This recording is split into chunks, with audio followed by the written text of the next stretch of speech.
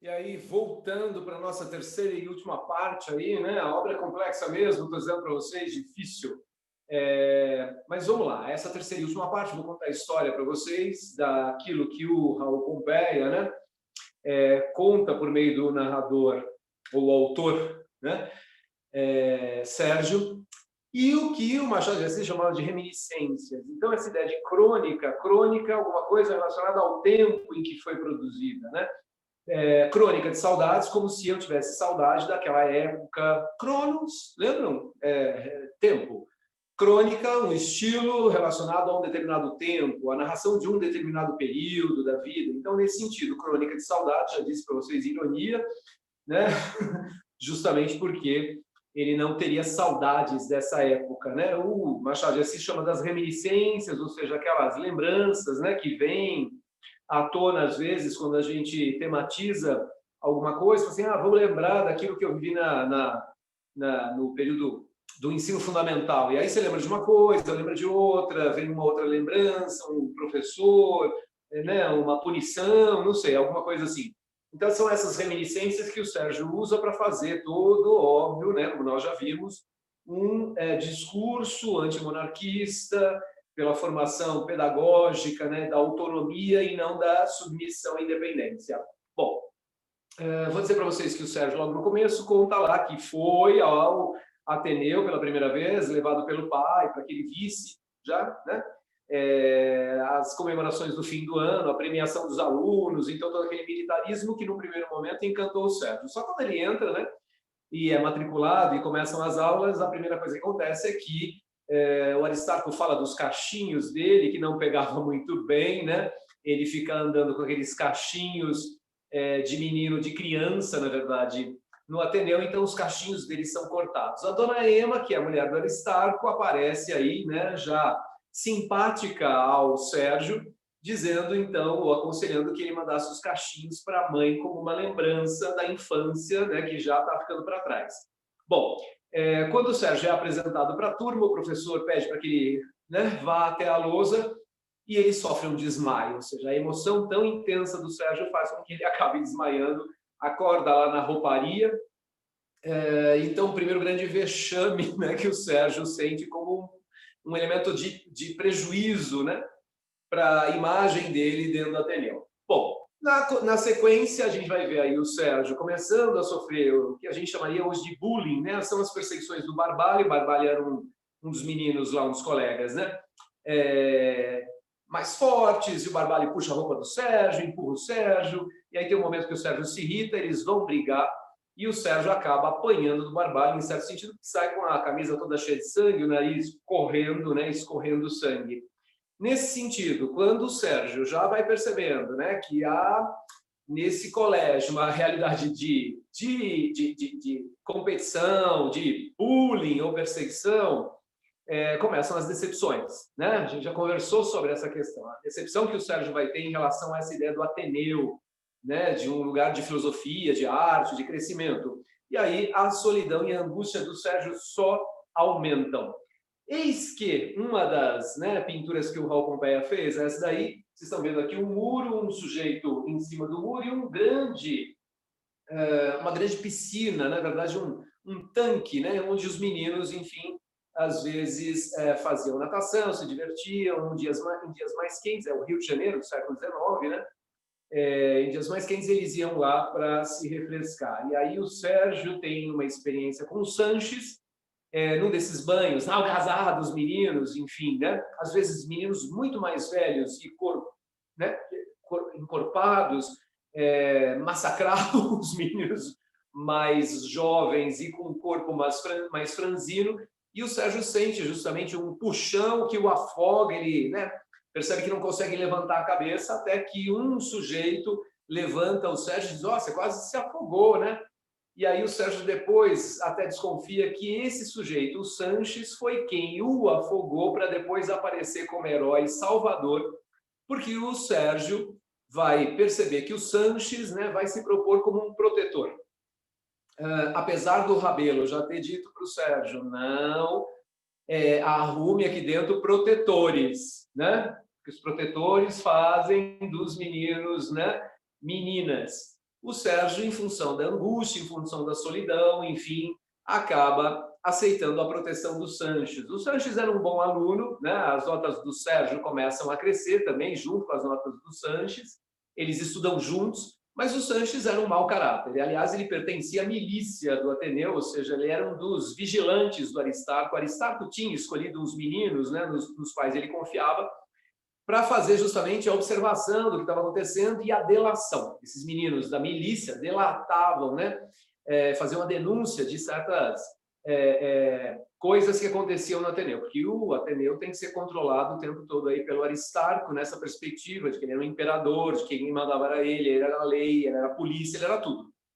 E aí o Sanches, enfim, vai ver o Sérgio, né? O Sanches tem lá visões que ele fala do inferno, o Sérgio vai ficando muito assustado com aquilo que o Sanches dizia, das punições, do inferno e tudo mais, e o Sérgio acaba se tornando uma pessoa religiosa, devoto de Santa Rosália, e recebeu uma vez de uma prima que já havia falecido, inclusive, um cartãozinho com a figura da Santa Rosália, e por isso, pela devoção, na verdade, à própria prima, né, ele acaba se tornando devoto de Santa Rosália, não por nada especial em relação à santa. E aí o Sérgio e o Sanches vão se tornando cada vez mais amigos, estudam o tempo todo, e o Sanches começa a se pronunciar sexualmente para cima do Sérgio.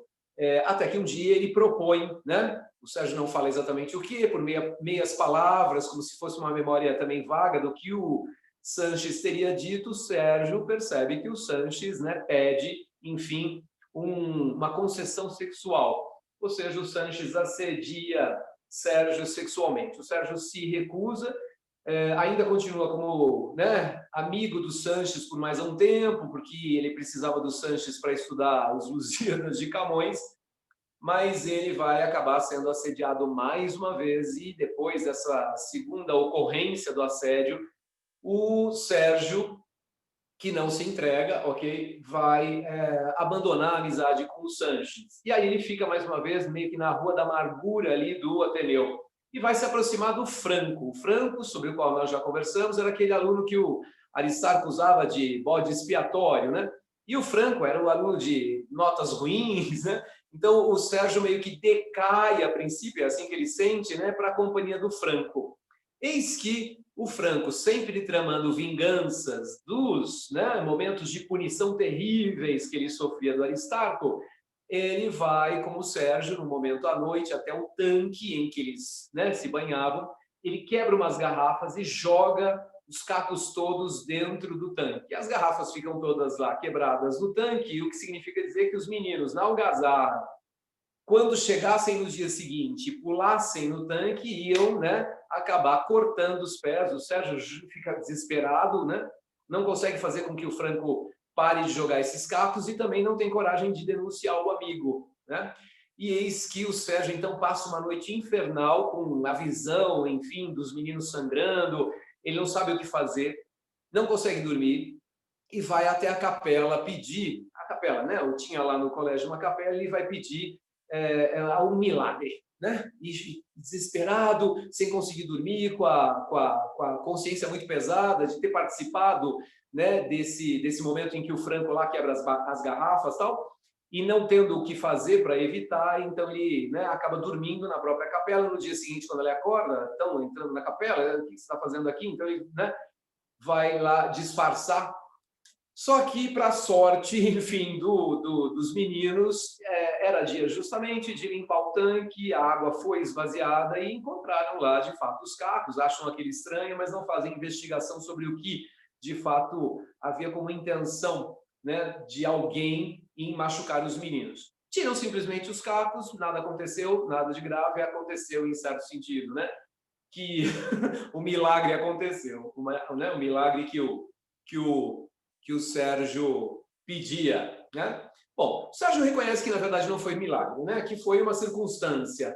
E o Sérgio, curiosamente, sente esse momento de dependência plena, de uma fantasia religiosa que aplacasse a angústia dele como uma dependência. E aí, curiosamente, o Sérgio, que havia se tornado bastante devoto de Santa Rosália, rezava, pensava o tempo todo em, né, elementos religiosos, acaba sacando que essa dependência não era boa, não era formadora de um caráter, daquilo que ele gostaria de ser, a submissão, na verdade, e ele se enoja da religião e acaba declarando independência. Ele quer agora construir um pensamento independente dessa submissão à igreja, ou submissão ao que, né, ele chamava de né, princípio ou pensamento religioso. Bom, logo em seguida, a esse momento em que o Franco quebra os cacos de vidro lá, né, e joga no tanque, há o caso da Ângela. A Ângela era uma espanhola, né, de origem espanhola. Ela veio lá da Ilha das Canárias, ou Ilhas Canárias, na Espanha, e ela era chamada justamente a Canarina. A Ângela era uma serviçal da casa do Aristarco. Vocês têm que imaginar o Ateneu tendo como, né, contígua a casa do diretor. Então, os meninos do Ateneu, pela persiana, ficavam olhando, às vezes, a Ângela no quintal, né? A Ângela era uma serviçal, camareira, na verdade, da dona Ema, lavava roupa, né? E a Ângela sabia que os meninos ficavam olhando para ela, e mais ela se pronunciava, mais ela, né, gesticulava de modo mais sensual. Bom, esse caso da Ângela vai acontecer quando um outro serviçal com o qual ela trabalhava na casa do Aristarco briga com um jardineiro do Ateneu, ambos, né, disputando o amor da Ângela. A Ângela, curiosamente, tinha dado esperança para os dois, ou seja, cada qual se achava o predileto dela. E eis que um dia, se enfrentando, né, o jardineiro acaba assassinando a facadas o serviçal na cozinha do Ateneu, na cozinha da escola. E aí a gente vai ter um momento, né, essa representação da Ângela, feita pelo Raul Pompeia, né? E a gente vai também ter uma representação aqui do serviçal morto pelo jardineiro. E eis que um momento muito curioso, né, é esse em que o Sérgio diz que ele já conhecia cadáveres, né, pela ciência, pelo estudo, mas nunca tinha visto um cadáver. Ele estava muito curioso para saber. E, óbvio, né, lá no Ateneu não se permitia que os meninos entrassem na cozinha, porque estava lá o corpo estendido no chão, como nós vimos aqui, né? Mas o Sérgio disse que consegue furar a vigilância e entra na cozinha e fica observando esse momento em que a polícia chega, o corpo do serviçal morto, né, colocado numa maca e levado para fora do Ateneu. E aí ele diz, eu queria que vocês, né, lessem depois com mais atenção, a gente vai ler mais rapidamente aqui, mas impressionou-me para sempre o desfalecimento flácido dos membros quando levantaram o cadáver. A moleza da cabeça, rodando nos ombros, com o movimento próprio dos que padecem intolerável angústia, e um choque súbito para trás que me gelou o sangue, empinando-se o queixo e o nó da garganta, rasgando-se a boca, brusco, como se o ferido vomitasse um resto tenaz da vida. Após a rede, pela escada da cozinha, saíram todos. Eu fiquei. Examinava ainda o chão alagado de sangue, quando alguém, passando, afagou-me os cabelos. Era Ângela. Morrió, disse, indicando o sangue, arregalando as sobrancelhas, e desapareceu com um andar de bamboleio. Então, essa cena muito impressionante, né, em que também impressiona a capacidade, né, do escritor de fixar, por meio da linguagem, essa cena, o momento em que o morto, né, flacidamente é colocado lá na maca, e depois ainda, quando todos saem, atrás da rede que levava o morto, o Sérgio, olhando ainda para o sangue, tem o cabelo afagado pela Ângela, justamente o objeto, né, da disputa, e ela diz, né, espanhola, que era Morrió. E sai bamboleando ainda. O Sérgio, como assim? A Ângela, de fato, né, era sedutora, ela, né, parece que gostava de tudo isso, né? Ela estava lá na ribalta, ou seja, no palco, né? Nesse momento. Então, ela estava satisfeita com o que havia acontecido, parece. Bom, o jardineiro, enfim, que assassinou o serviçal, tenta escapar e ele é preso, no entanto, né, antes da fuga, por um jovem já desenvolvido, com 18 anos, o tal do Bento Alves. Bento Alves, um jovem forte, quieto, pacífico, mas quando vê o jardineiro tentando escapar do aprisionamento, que ele havia assassinado, né, o assassino lá é preso pelo Bento Alves. E aí a polícia leva embora o assassino. E nesse momento, como o Bento Alves conseguiu justamente segurar o assassino, né, e entregá-lo à polícia com a força que ele tinha, ele vira uma espécie de herói, né, no Ateneu. Oh, o Bento Alves conseguiu, não sei o quê. Olha o Bento Alves como...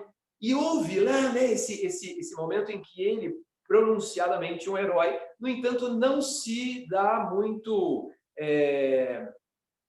por elogiado, ele não se dá muito por né, convencido de que ele era grandioso, na sua força, sobretudo. O Bento Alves continua com uma certa modéstia, né, ignorando os elogios, a bajulação, e isso encanta o Sérgio. O Sérgio se encanta pela força do Bento Alves e, sobretudo, pela modéstia, como ele não vai ser, né, atraído pela vaidade, ok? E aí vai acontecer justamente que cria-se lá no Ateneu uma espécie de agremiação de alunos, o que a gente chama de grêmio, amor ao saber. Esse elemento amor ao saber tem um pouco de positivismo do próprio Raul Pompeia, né? Essa ideia de que o conhecimento é libertador. E aí o Bento Alves fica justamente como sendo o bibliotecário, aquele que organizava as leituras do clube, ou seja, do grêmio. E ele passa, enfim, a escolher alguns livros para o Sérgio, ele passa a deixar presentes para o Sérgio, e o Sérgio começa a perceber que o Bento Alves estava, na verdade, cortejando, ou seja, né, meio que namorando o Sérgio. O Sérgio, pela admiração que ele tinha pelo Bento Alves, vai acabar correspondendo a esse teatro do cortejo. Não há, em momento nenhum, uma realização amorosa, sexual dos dois. Há uma coisa meio platônica, né? Esse cortejo, o Sérgio diz que representou o papel da mulher, né? Femininamente, como se ele fosse lá aquela donzela cortejada por um jovem que se acha amada, né? Eis que mais um crayon do clube de leitura lá, o Grêmio, e ele diz: a amizade do Bento Alves por mim, e aqui nutri por ele, me fez pensar que mesmo sem o caráter de abatimento que tanto indignava ao Rabelo achava que essas relações entre meninos, né, era um caráter que diminuía, né, o menino, sobretudo transformando ele no sexo da fraqueza, dizia o Rabelo. Então, esse Rabelo que acreditava no caráter de abatimento das relações entre os meninos, relações amorosas entre os meninos dentro do Ateneu, ele diz certa efeminação pode existir como um período de constituição moral.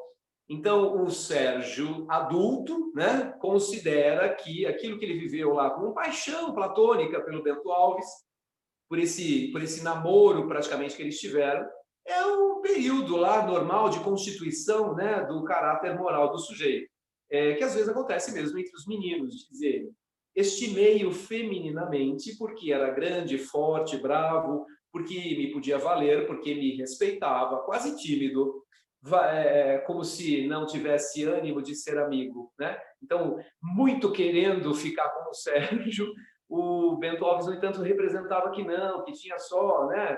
Imagina, não sei nem o que está acontecendo. Bom, para me fitar, ele esperava que eu tirasse dele os meus olhos. Então, para o Bento Alves olhar para o Sérgio, né, ele esperava que o Sérgio não tivesse mais olhando para ele, né? Então, como se fosse uma timidez, um recalque, digamos assim, que mais excitava, obviamente, o desejo. A primeira vez que me deu um presente e gracioso livro de educação, retirou-se corado, como quem foge. Isso vai encantando o Sérgio, essa amizade. Bom, aqui também um crayon, né, em que o Sérgio está sendo observado pelo, né, o Sérgio está sendo observado pelo Bento Alves. E aí, uma curiosidade interessante sobre essa observação que o Sérgio faz, o Sérgio adulto faz dessa experiência homossexual, claro, da sua vida lá no Ateneu. A gente vai entender a homossexualidade como sendo uma constituição do sujeito, né? Mas há também o que a gente chama de homossexualidade eventual, quando em determinadas instituições você tem, né, a primazia de um determinado sexo, você só tem lá homens numa cadeia, por exemplo, ou você só tem mulheres na cadeia.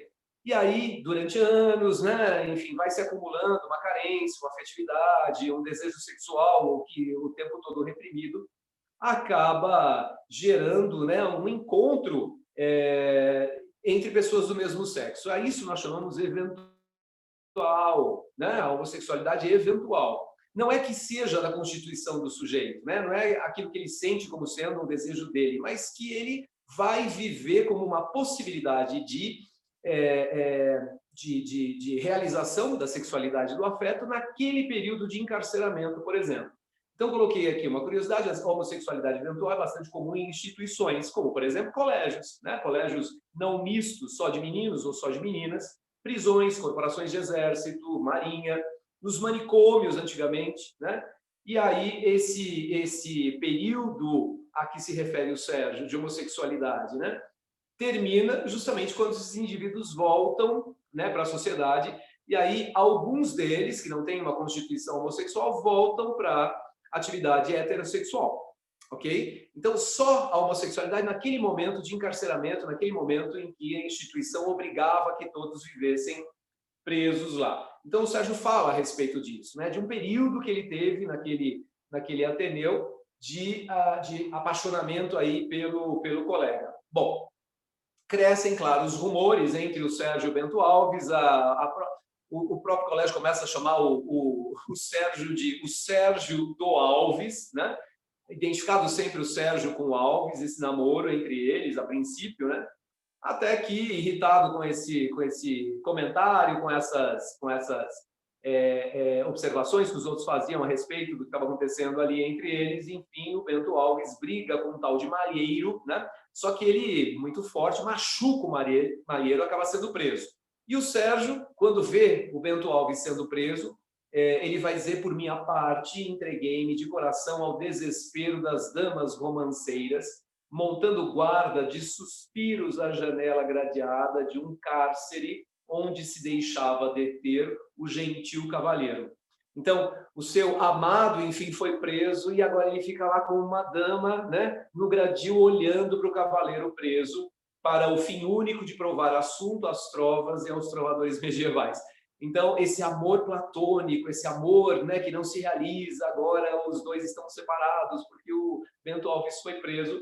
Ele diz: tudo isso deu tema a muitos poemas medievais de donzelas desconsoladas quando seu cavaleiro, enfim, acaba sendo preso, né? Então, essa fantasia, né, é mais fantasioso, é mais platônico do que qualquer outra coisa. Mas aí tem um episódio lá em que o Rômulo era um dos colegas também, um sujeito grandalhão, tá aqui, corpulento, bamba, né? Tem uma corpulência bamba, ele, né, vai na educação física sempre muito esquisitão, e aí todo mundo chamava ele de mestre cook, ou seja, o mestre que gostava de comer, né? Tem uma coisa assim meio gordofóbica, né? Apesar do Raul Pompeia não ter desenhado, né, o Rômulo de uma maneira exageradamente obesa, né? Tá aí o Rômulo tocando bumbo, ele tocava bumbo na banda, tambor, zabumba também, zabumba, bombo, né? São sinônimos. E aí o Rômulo é esse que justamente, né, vivia sendo satirizado também, sofria bullying também, e chamavam ele de mestre cook, né, o que gostava de comer. E eis que numa dessas algazarras o Sérgio participa da sátira, chamando ele de mestre cook, e o Rômulo marca o Sérgio, e quando encontra o Sérgio sozinho, dá uma sova no Sérgio. O Sérgio apanha do Rômulo, né? E curiosamente a gente vai ver que o Rômulo, no entanto, apesar de ser, né, meio corpulência, bamba, como o Sérgio vai relatar, foi o Rômulo que o Aristarco escolheu para genro. Por quê? Porque o Rômulo seria herdeiro de uma grande fortuna da família. Então, o Aristarco já fazia de tudo para que o Rômulo, né, namorasse a filha dele, Aristarco, e o Rômulo é visto já como um genro. E aí, o Rômulo está aqui, né, no desenho. Bom, de qualquer forma, depois de ter apanhado do Rômulo, o Sérgio vai apanhar do Bento Alves, de forma estranha, de forma inesperada, né? Ou pelo menos é essa perspectiva que o Sérgio coloca para a gente, né? Que de repente o Bento Alves mudou completamente a atitude em relação ao Sérgio, e há um momento lá em que ele sai enrolando, né? Brigando e essa briga é apartada pelo Aristarco. O Sérgio, que está muito nervoso, não sabe o que está acontecendo, enfim, né, ofende o Aristarco chama de insolente, mas apesar de ter havido todo um quiprocó lá com o Bento Alves, o Sérgio, o Aristarco, o Sérgio acha que ele vai ser punido, mas acaba acontecendo que nada de muito sério vai aparecer para ele como punição do Aristarco, né? O Aristarco o pune, na verdade, dizendo: você não pode fazer isso com o mestre, né? É como uma figura paterna, é como se eu fosse seu pai, seu insolente. E o Sérgio fica lá naquela situação, né, de espanto pela atitude do Bento Alves e de ódio do Aristarco agora. Bom, e assim termina, né, o namoro platônico entre o Sérgio e o Bento Alves. A memória é sempre muito traiçoeira também, vamos dizer, né? O Sérgio coloca aí que não entende muito bem por que o Bento Alves age dessa maneira, né? Agredindo ele, já partindo para os safanões. Mas depois, ou logo em sequência, a gente vai, né, ver o Sérgio se aproximando do menino chamado Egbert. O Egbert é um, né, menino com quem ele começa a desenvolver uma amizade muito intensa e talvez, estou supondo só, que o Sérgio tenha escondido da gente que o Bento Alves ficou com ciúme, né? O Bento, que foi tão, digamos, correspondido, de repente se sente enciumado porque o Sérgio está ficando, né, mais próximo do Egbert. Então, talvez seja essa a justificativa do porquê que o Bento Alves fica tão irritado com o Sérgio, né? Ciúme, mas isso não é colocado na obra, isso é só sugerido, né? Lembram que reminiscências, né? Uma coisa aqui, outra aqui, às vezes uma coisa não se encaixa muito na outra, às vezes é que a gente que vai tentando entender o que aconteceu. Mas na obra parece que o Sérgio não sabe por que o Bento Alves o agrediu, ok? Bom, vai haver uma sequência de passeios, os meninos pelos arredores do colégio, já estão encaminhando aí para o fim do ano, né? Vai haver um piquenique, o Sérgio descreve também como uma reminiscência, esse piquenique ali pelas matas ou pelas florestas do Rio de Janeiro, uma algazarra consentida, enfim, uma coisa que termina numa grande chuva, né? Uma das formas de distração, né, que os meninos também tinham eram essas trilhas que eles faziam ali pelas matas ao redor do Rio de Janeiro, as matas ao redor do colégio, né? Que é uma descrição também da Star, observando as matas, né, fazendo considerações. Ou o Venâncio, talvez, o professor Venâncio fazendo considerações também. Bom, logo em seguida desse piquenique vai haver, né, um outro caso importante no Ateneu, que é o Aristarco encontrando uma carta de amor entre dois meninos, um tal de Cândido Lima e outro Emílio Torinho. O Cândido e o Emílio, enfim, né, estavam lá fazendo também um teatrinho amoroso. O Cândido escreve uma carta para o Emílio dizendo, né, de um encontro que eles teriam em breve e assina Cândida, né, sua Cândida. E aí o Aristarco vê essa carta, enfim, fica furioso, o que está acontecendo, está tendo uma imoralidade aqui, né? E faz um discurso sobre essa questão da imoralidade no Ateneu, e começa a investigar, né? Quem é o autor dessas cartas, quem é o autor da carta, a quem ela se dirigia, quais são esses meninos, quais são outros que participaram aí de alguma maneira desse encontro, né? Começam as perseguições. E logo em seguida vai haver a revelação, né, de que o autor da carta é esse Cândido Lima e o namoradinho dele seria o Emílio Torinho. Há uma vexação pública dos meninos, né? E está aqui nesse desenho, né, os meninos com vergonha, fechados publicamente pelo Aristarco, pelos outros colegas, tal. E aí a gente vai ter essa descrição: Cândido e Tourinho, braço dobrado contra os olhos, espreitavam-se a furto, confortando-se na identidade da desgraça, como Francesca e Paolo no inferno. Então, Francesca e Paolo são personagens que aparecem lá, são personagens reais que aparecem na obra do Dante Alighieri, a Divina Comédia, né? Estão no inferno lá, porque a Francesca era uma mulher adúltera, né? Tiveram um caso adúltero e foram flagrados e se envergonham, enfim. E essa é a mesma sensação que o Sérgio tem, né? De que os dois lá estão envergonhados por terem sido flagrados, né? no caso do Francesca e Paulo, em adultério. E aí, prostrados, os 12 rapazes perante Aristarco, então outros que sabiam, mas não falaram nada a respeito, né, desse caso dos dois. Então Aristarco junta todos aí, então todos prostrados na frente do Aristarco, enfim, na passagem alongada entre as cabeceiras das mesas, parecia aquilo um ritual desconhecido de noivado, à espera da bênção para o casal à frente. Em vez de bênção, chovia a cólera. Então, aquele grupo de meninos, né, com o Torinho e o Emílio Torinho e o Cândido Lima na frente, parecia tudo aquilo, né, uma espécie de cena de casamento, em que eles seriam celebrados como um casal, mas, na verdade, ao invés de bênção, chovia cólera sobre os dois, né?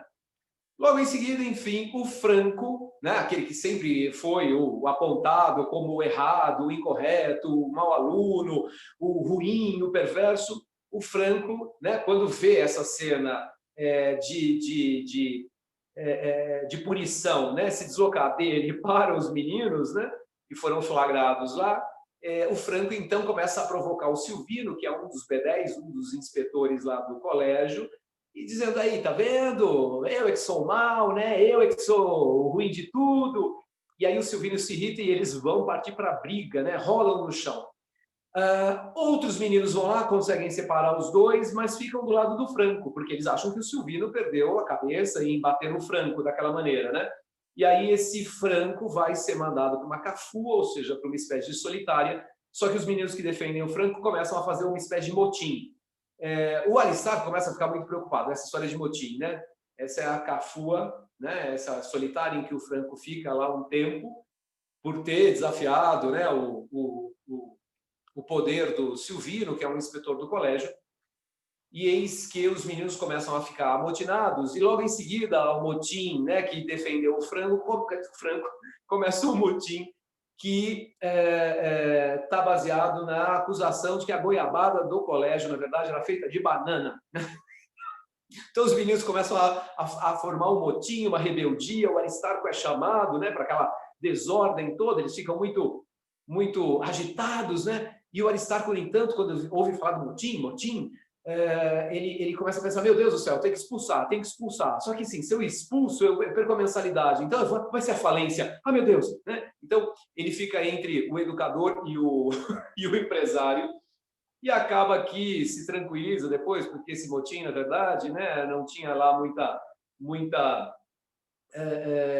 consistência, né? E ele manda, então, o empregado pegar as latas de goiabada para mostrar para os alunos que essas eram todas goiabada cascão, goiabada, né, original, que não era goiabada de banana, não. E se aconteceu, deve ter sido uma ou outra só por distração do cozinheiro. Então, estão aí as latas para provar que era a goiabada cascão que eles usavam, ou seja, uma goiabada legítima, que era feita de goiaba e não de banana.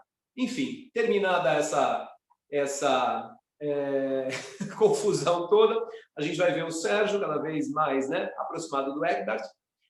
O Egbert é justamente um menino inteligente, sensível, de origem inglesa, e vai crescer entre eles, né, uma forte amizade sem interesses sexuais. É assim que o Sérgio vai dizer.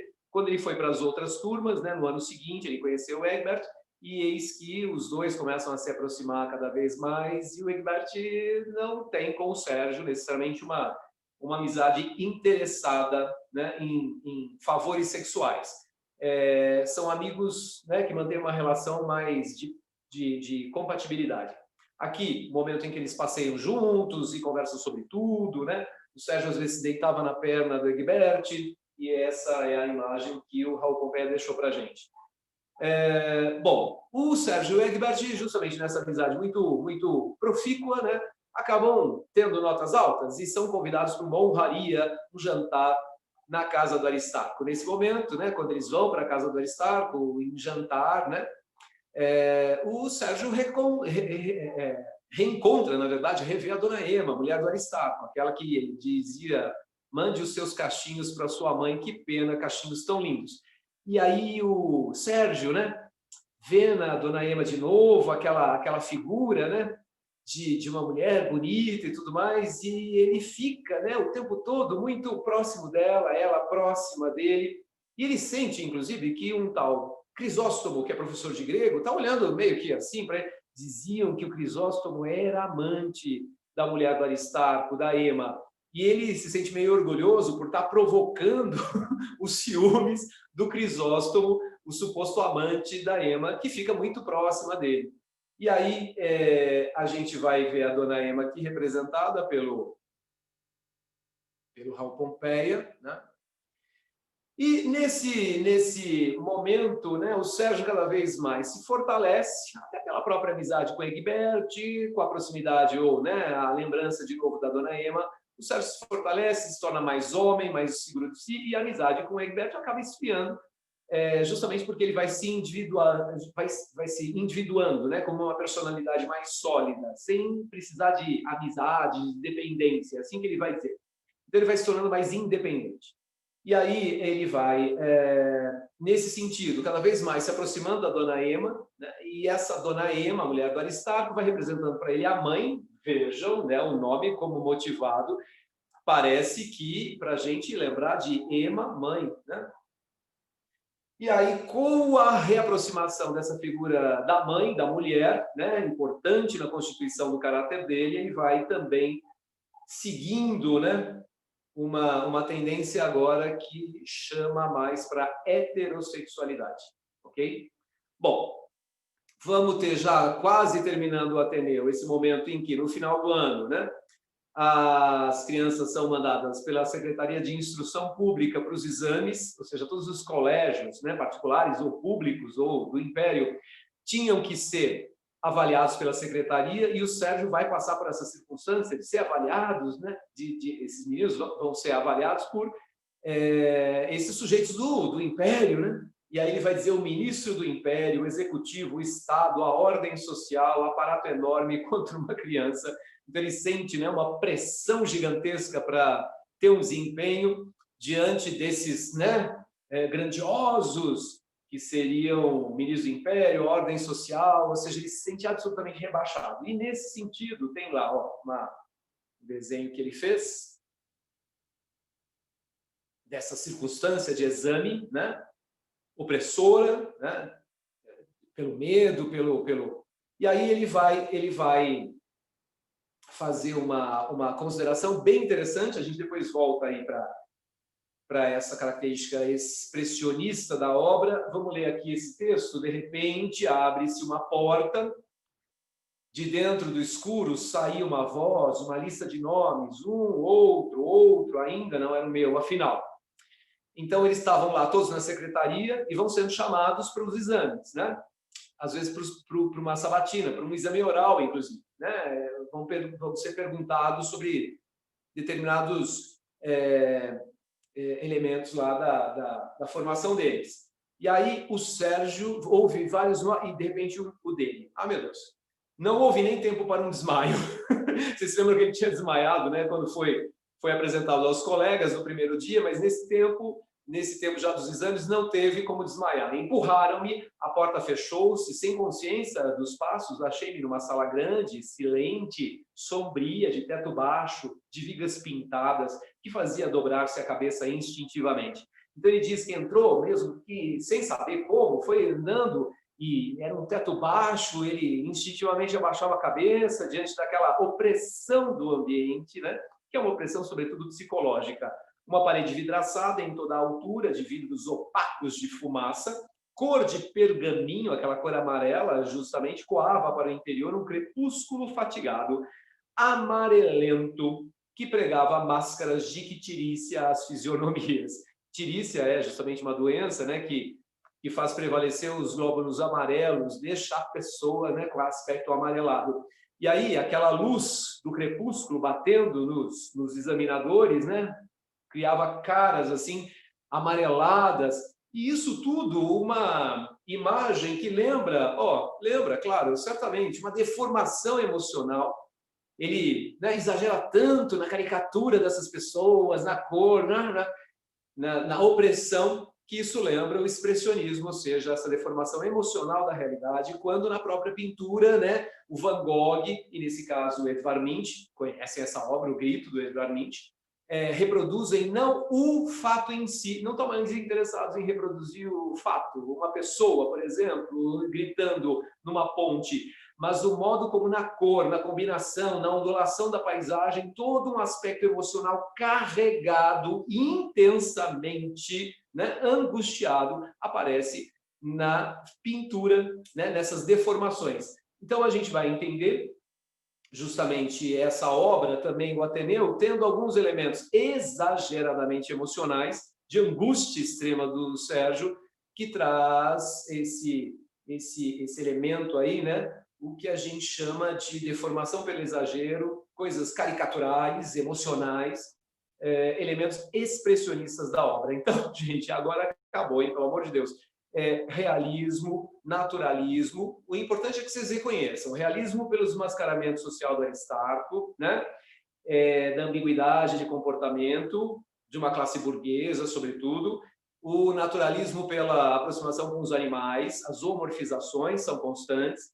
A gente reconhece o impressionismo pelo trabalho com a memória, né? A gente reconhece simbolismo pela ideia de que esse sofrimento todo, no entanto, fez com que ele se desenvolvesse, né? Nessa memória impressionista, esse desenvolvimento do ser. E agora, elementos expressionistas também pela exageração, pela deformação, pelo exagero, pela carga emocional da cena, que a gente vê como expressionismo também presente na obra. E aí, para a gente avançar um pouquinho mais, há lá o momento em que o Sérgio descreve, né, esses passeios noturnos pelo jardim, eles pegam lá um lençol, vão amarrando no outro, e era divertido para eles descerem de lençol, né, lá de onde eles estavam no dormitório, fazerem passeios livres pelo jardim, depois voltarem e subirem. E aí o Sérgio vai se vingar do Rômulo. Um dia em que, lembra o Rômulo, o genro do Aristarco, né, o futuro genro, que satirizado, inclusive pelo próprio Sérgio, de mestre Cu, que acabou levando né, dando um safanão no Sérgio, que levou ele para debaixo de uma escada lá, tudo zoado. O Sérgio, enfim, vê o Rômulo descendo pelo lençol e fala assim, pode deixar. E aí ele chega para o sujeito que estava vigiando lá o lençol, né? O lençol não caiu, o outro lá ficar desprotegido, fala, pode dormir que eu fico no seu lugar esperando ele voltar. E aí o menino vai dormir, o Sérgio puxa o lençol e deixa o Rômulo lá embaixo. Na madrugada começa a chover torrencialmente, o Rômulo lá embaixo, sem poder gritar, sem poder se denunciar, né? Como alguém que escapou, como assim, né? A porta do Ateneu estava fechada. E aí ele toma uma baita chuva, passa o período todo da noite fora, e quando abrem, né, finalmente no dia seguinte, a porta do Ateneu, está lá o Rômulo transido de frio, todo molhado, mas o Aristarco não vai punir o Rômulo por ter pulado lá para fora do Ateneu, mesmo porque o Rômulo é um futuro genro, né? Ele vai ser herdeiro de uma grande fortuna, né? Então passa assim, coisa de moleque, né? E aí o Aristarco manda o Rômulo ir lá se secar, né? Isso é isso. Bom, essa vingança do Sérgio também não vai ter maiores consequências. A gente vai ter mais uma vez as palestras do Dr. Cláudio, né, em que ele diz o poder é uma redoma de chumbo sobre as aspirações altivas, confirmando tudo aquilo que a gente já havia visto, né? O poder é uma redoma de chumbo sobre as aspirações altivas, impedindo o poder, às vezes impede que as pessoas se desenvolvam para o alto. Não é o internato que faz a sociedade, o internato a reflete, né? Nessa sociedade em que as grandes aspirações, né, a vontade de ser superior, acabam sendo sufocadas, enterradas em chumbo, né, em elemento pesado. Bom, os francos saem da Cafua, só para a gente lembrar, o Franco estava lá, né, na solitária, ele sai da Cafua, o Franco sai já com uma tosse que ele esconde dos outros meninos, e para piorar, o Franco vai tomar sereno, vai fazer de tudo para que a tosse piore. Ou seja, a última vingança do Franco, né, se dá como uma vingança contra si mesmo, quando ele faz com que a doença, né, dele seja né, um infortúnio para o Aristarco. O Aristarco o havia punido, e o Franco agora vai necessariamente adoecendo cada vez mais, né, num ataque ao próprio corpo, como uma forma de se vingar do Aristarco. Só que o que acontece é que, já muito doente, chamam finalmente o médico não dá muita importância para o estado do Franco, e ele, no dia seguinte, está morto, né? Que o Franco morto. O Aristarco, sem muito alarde, né, faz o funeral do Franco, avisa a família, e já começam as preparações para o final do ano. Né? Então, aquela ideia assim de, gente, vamos esquecer isso aí. O Aristarco não se sente, portanto, aparentemente, responsável. Né? O Aristarco não tem peso na consciência por ter, de alguma maneira, né, sido um dos elementos que levou o Franco, claro, massacrado pelo Aristarco. O Franco chega à morte. Né? Os preparativos começam, os alunos gratuitos. Alguns alunos também, muito convenientemente, eram alunos gratuitos, que a gente chamaria hoje de bolsistas, né?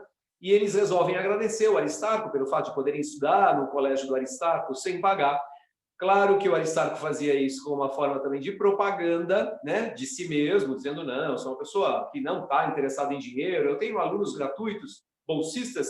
Então, um dos alunos resolve fazer uma espécie de vaquinha, né, uma assinatura, para para mandar fundir um busto para o Aristarco. Esse busto é fundido e ele vai ser entregue para o Aristarco justamente nas comemorações do fim do ano. Bom, o dia das comemorações, com a presença da princesa, inclusive, a princesa Isabel, num dos períodos que ela, né, substituiu o pai aí na regência, eles vão ter um poeta parnasiano que faz um poema sobre a escola. O Sérgio disse que a única coisa que durante meia hora eles viram foi uma barba.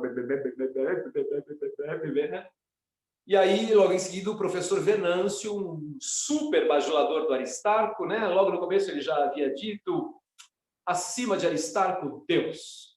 Abaixo de Deus, Aristarco. Né? Então, Venâncio, um professor bajulador, puxa saco, né, do Aristarco, ele vai fazer um discurso, o Aristarco fica até meio constrangido, porque sabe que vem um monte de bajulação aí, mas o Venâncio clama, vamos, né? Vamos colocar uma coroa de louros. O Aristarco acha que é nele. Vamos colocar uma coroa de louros, e mostra o busto, tiram lá o pano, né? E tá o busto do Aristarco, eles coroam com louros, enfim, com ramos, né? O busto. E eu já contei para vocês, o Aristarco vai ficar com ciúme, porque a atenção foi toda para ele. Né? Então, a atenção foi toda para o meu busto, né? O Aristarco se sente tão ridiculamente vaidoso, narcisista, que ele sente inveja do próprio busto. E aí, a premiação dos alunos que se destacaram durante o ano é fim de ano, começo das férias. Né? Então, esse é o momento lá em que o Venâncio chama para laurear, ou seja, colocar uma coroa de louros no busto do Aristarco. Bom, nesse momento do início das férias, logo o Sérgio adoece de sarampo. Como é uma doença contagiosa, então o pai dele resolve pegar a família e mandar toda para a Europa, ou seja, vão todos para a Europa. Parece que a viagem já estava programada e o Sérgio iria com eles. Mas como o Sérgio adoeceu, o pai falou, olha, você fica aí aos cuidados do Aristarco e nós vamos para a Europa. Então a família toda vai para a Europa, que delícia, e o menino fica no colégio doente. Gente, vocês vejam que, né, tem um certo espetar aí também da figura paterna, né? Que pai, né? Sensacional. O filho está doente, fica aí no colégio, a gente vai para a Europa. Sua família viaja para a Europa, o Sérgio, a partir de então, né, doente, de sarampo, começa a ser cuidado pela dona Ema, recebe uma carta do pai falando, né, sobre Paris, só que de modo frio, fazendo considerações filosóficas sobre Paris. Esse pai que parece não ter, né, nenhum afeto pelo filho, nem perguntou se estava melhor, né? E a dona Ema é quem vai ser o substituto, né, afetivo daquilo tudo que faltava para o Sérgio. Todo o afeto, né, que ele precisava começa a ser recapturado, reconquistado, né, com a figura da dona Ema, a mulher do Aristarco, que trata o Sérgio, claro, com todo carinho, dada a circunstância dele, inclusive. E aí o Sérgio, né, como eu já dizia para vocês, vai cada vez mais trilhando, enfim, o caminho da heterossexualidade, né, nessa aproximação com a dona Ema. E aí a gente vai ter uma reflexão feita aí pelo Sérgio, em que ele diz que ele nem lembrava mais da mãe. Que agora a dona Ema, enfim, havia substituído a mãe dele estava lá em algum país, né, na Europa, esquecida dele, então ele também esqueceu a mãe. E essa figura do Aristarco como um pai terrível, a dona Ema como a mulher mais afetuosa do mundo, lembra a gente aquela estrutura típica daquilo que o Freud vai dizer um dia sobre o complexo de Édipo. Estão lembrados daquela ideia, né, de que toda criança se apaixona, em certo sentido, na primeira infância, pelas figuras parentais mais próximas, mamãe ou papai. E aí forma-se uma triangulação. O menino, né, apaixonadinho pela mãe, vai rivalizar com o pai. E essa ideia do pai rival, Aristarco, e a mãe adorada, amada, a Dona Ema, é um pouco, né, daquilo que a gente chama de complexo de Édipo. Só que essa obra, escrita em 1888, publicada nesse ano, ela é anterior à teoria freudiana. O que não é anterior, óbvio, ao complexo de Édipo, que é universal, sempre existiu. Mas a teoria em si do Freud não havia sido formulada ainda. Parece até que o Sérgio, o Raul Pompeia, é um freudiano, que a gente chama avant la lettre, ou seja, antes mesmo do próprio Freud desenvolver a teoria do complexo de Édipo, já está aí presente essa ideia, né, na triangulação entre Sérgio, Dona Ema, a mãe amada e desejada, né, dentro da lógica do complexo de Édipo, a figura da mulher que vai se reproduzir, né, para a vida adulta do sujeito, e a aversão ao pai, uma versão curiosa, né, porque há uma admiração também pelo poder do pai e uma forma de imitar o pai para, enfim, ser compatível com aquilo que a mãe deseja, ser um homem desejado por uma mulher. Bom, toda essa teoria também se aplica ao Ateneu, vocês estão vendo que o Ateneu é uma obra de peso, né? Mas o Ateneu termina justamente com um grande incêndio, um menino chamado Américo, que havia sido recapturado depois de uma fuga, né? Então, antes daquelas comemorações do fim do ano, o pai do Américo colocou ele no Ateneu, ele fugiu, detestou tudo aquilo, e o Américo rebelde volta para casa. Quando o pai encontra o filho de novo em casa, o que você está fazendo aqui? Enfim, o Américo é recolocado dentro do Ateneu com recomendações de que ele fosse, né, muito bem controlado. O Aristarco fala, pode deixar. E a partir de então, o Aristarco, a princípio, ficou lá controlando o Américo para ele não fugir mais. O Américo vai se vingar no começo das férias, enfim, ele rompe em vários pontos o encanamento de gás do Ateneu, que fornecia a luz e o aquecimento, e bota fogo em vários pontos ao mesmo tempo. O incêndio começa e rapidamente consome todo o Ateneu. Há um esforço, né, dos bombeiros de apagar, mas não teve jeito, tudo veio abaixo. O Sérgio, né, vê isso acontecendo pela janela, ele estava ainda convalescendo, e aí, para desespero do Aristarco, enfim, tudo vem à ruína, e ele ainda no finalzinho aí da cena, do grande incêndio, né, quando a coisa já virou cinza, o Aristarco recebe a notícia de que, de fato, o Américo havia desaparecido, parece que fugiu, porque o principal suspeito é o Américo, né? A gente não sabe, na verdade, o Sérgio não tem essa informação, né, do Américo ter feito isso ou não, mas o principal suspeito era o Américo, diz o Sérgio. E aí o Aristarco recebe também a informação que a Dona Ema havia desaparecido no incêndio, ou seja, a Dona Ema morreu. E assim termina o Ateneu de Raul Pompeia, com essa última, enfim, imagem, né, do Aristarco aí entre os remanescentes do grande incêndio, aquilo que tentaram salvar, né, de móveis, de globo terrestre, e aí o Ateneu, devastado, não era um homem aquilo, era um de profundis. Então, o Aristarco já não era mais um homem, ele perdeu tudo. Tudo o que era para ele o máximo, né, o que ele mais queria, ambição, tudo perdido no incêndio. E aí aquele homem era uma sensação de tristeza infinita. Ele, como um deus caipora, um deus, né? Nosso aqui, brasileiro, triste sobre o desastre universal da sua obra. Aqui suspendo a crônica das saudades, saudades verdadeiramente, puras recordações, saudades talvez, se ponderarmos que o tempo é a ocasião passageira dos fatos, mas, sobretudo, o funeral para sempre das horas.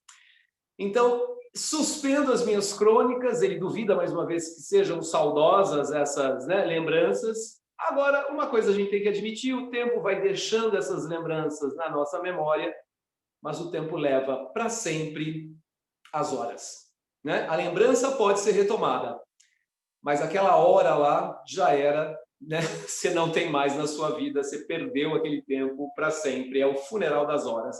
O tempo é uma sucessão de fatos guardados na memória, mas o tempo, inevitavelmente correndo, mata para sempre as horas que passaram. Beleza, gente? Complexa é essa obra, sem sombra de dúvida, né?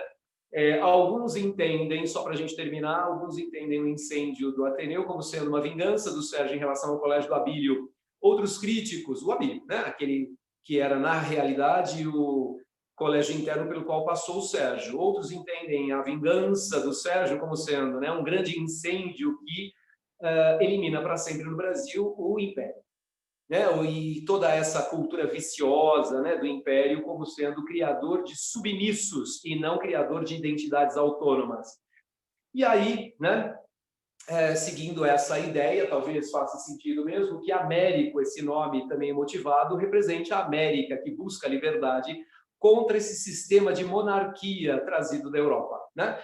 Então, claro, a monarquia aqui no Brasil era um sistema importado, vindo da Europa, né, imposto ao Brasil, mas a América, jovem, rebelde, saberia destruir tudo isso, né, e acabar de vez com esse horror que é o sistema, enfim, imperial, o sistema de submissão ao invés de independência e autonomia para as pessoas, para os cidadãos, né? E aí, vou lembrar vocês que o Raul Pompeia, depois de ter publicado essa obra, vai ver, né, logo em seguida, a abolição da escravatura, a República, torna-se um florianista convicto, por adesão né, ao Floriano republicano, a República da Espada. O Raul Pompeia começa a ter inimigos, né, que também não eram tão assim exageradamente ferrenhos defensores dos absurdos que o Floriano fazia. E aí, numa briga com Olavo Bilac, o poeta parnasiano, o Raul Pompeia, enfim, desafia o Olavo Bilac a um duelo. O duelo quase aconteceu, quase eles atiram um no outro, mas por intersecção de uma pessoa mais racional, esse duelo acaba não acontecendo. Para piorar a situação do Raul Pompeia, ele passa a ser entendido como covarde, né? Aquele que não levou adiante o duelo, não levou adiante, enfim, o enfrentamento com o Olavo Bilac. E o Raul Pompeia, né, no enterro do Floriano Peixoto, faz um belo discurso a respeito, né, justamente da importância do Floriano, da República, da ordem, da disciplina, da, né, força para controlar, enfim, né, as adversidades. E acaba sendo chamado, né, por um amigo de um louco do cemitério. E o Olavo Bilac, né, e esse né, momento de angústia, a covardia, chamada de covardia, né? Tudo isso talvez tenha levado o Raul Pompeia ao suicídio com 32 anos de idade, quando ele, numa noite de Natal, dá um tiro certeiro no coração. Coloquei aqui para vocês o material, enfim, o modo como a Academia Brasileira de Letras descreve esse final da vida do Raul Pompeia.